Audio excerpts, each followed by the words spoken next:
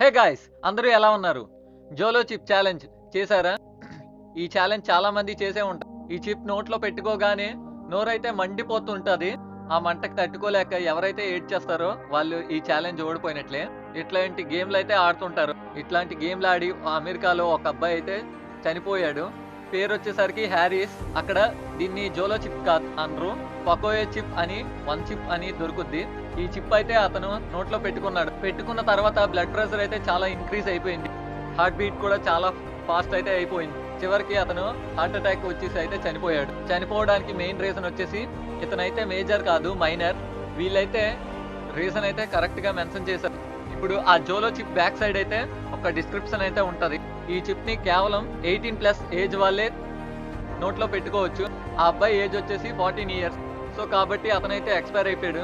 ఈ వీడియోని మీ friends challenge చేసే ఫ్రెండ్స్ తో అయితే షేర్ చేసుకోండి.